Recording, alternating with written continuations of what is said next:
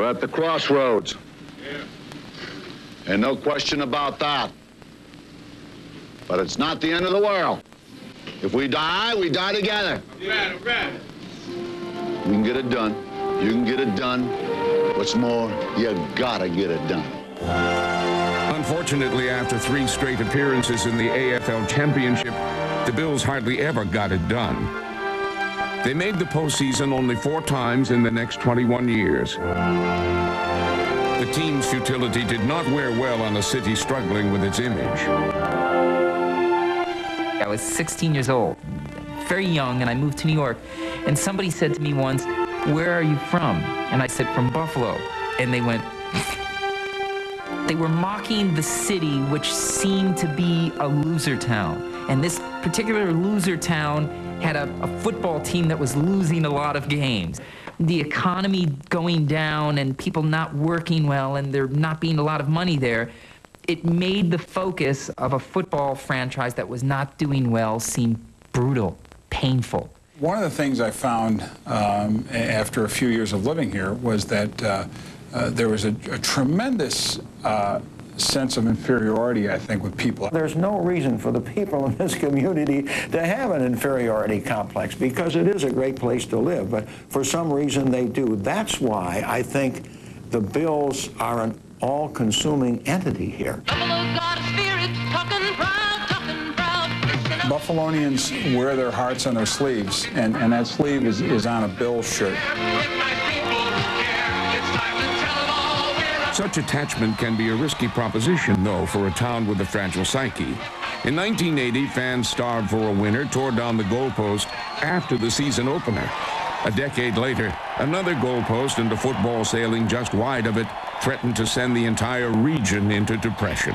Scott Norwood, he can fire the shot heard round the world now. High drama here in the Super Bowl.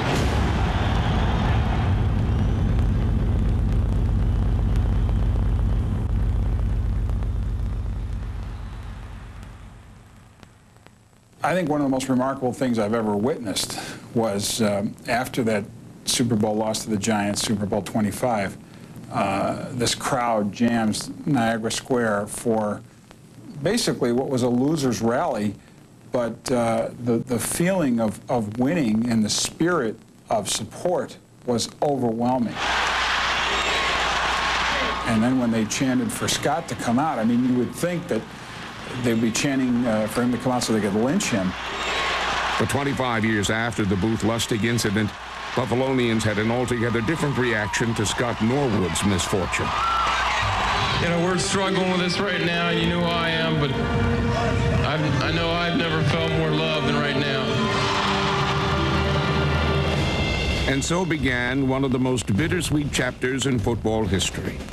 In one 4-year span, the Bills soared to unprecedented heights and sunk to intolerable depths. The Bills have written history. This has just been a horrible and horrendous nightmare for the Bills. And they are going back to the Super Bowl. What a way to end a tremendous season. But always, the Bills' worst failures revealed their greatest strength. Resilience. We had a resilience for the game, a love for the game, a belief in one another. We could count on one another to go back year after year after year, prepare, do whatever it took to get back to the big dance. Fellas, listen up. All you ever asked for is an opportunity. You got it today. Where else would you rather be than right here, right now? Marv Levy loves history, loves Winston Churchill. I sent him a picture one time of Mr. Churchill giving the victory sign during World War II, and he had that famous saying, never give in, never, never, never, never, never yield to the apparently overwhelming might of your enemy. And I signed it, dear coach, he was talking about you. Let's go, guys. We're going to knock their ass off. Like Winston Churchill, head coach Marv Levy used words to inspire his troops. Fight on, my men, Sir Andrew said. A little I'm hurt, but not yet slain. I'll just lie down and bleed a while, and then I'll rise and fight again. We can overcome, baby. We can overcome this. Fittingly, the Bills' crowning achievement was also the greatest comeback in NFL history. They rallied from a 32-point deficit to defeat Houston in the '92 playoffs. Bills can win it here. White puts it down. The kick is on the way, and it is good. And the Bills have won it. Incredible. What a comeback by the Bills. Through it all, Buffalonians stood by their team, though their prayers always seemed to fall on deaf ears. And so now it's in God's hands. God is good. God is just. Please, God, make 3 a charm. Our time has come. Go Bills. My colleague Tom Brokaw said, "You can't pray on the public airwaves. You Irish Catholics from South Buffalo are shameless." I said, "Brokaw, you'll see. Our time has come. We're going to win." And we lost.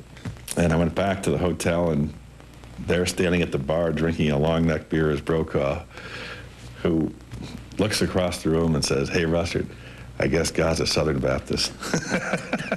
Until they win a Super Bowl, until the city that I'm from, until the Buffalo Bills go all the way, I'll always feel like a loser. I always thought the Buffalo Bills were about the most overrated thing I'd ever seen. I think they totally lucked out.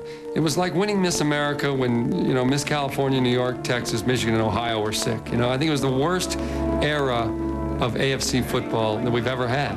And it was always like, well, isn't anybody going to go to the Super Bowl? All right, send the Bills. Yeah, it's sad the Bills never won a Super Bowl, but I'm not sure they ever deserved it. It's sad to say, but I think that the way that we're going to be remembered is the losers of 4 straight Super Bowls. But there's another way of looking at it. I don't think there will be another team in the history of the National Football League that will be able to achieve 4 straight Super Bowl appearances. I don't think we belong where the Super Bowl champions belong, but I think we belong among some of the greatest teams that ever played. We're awesome.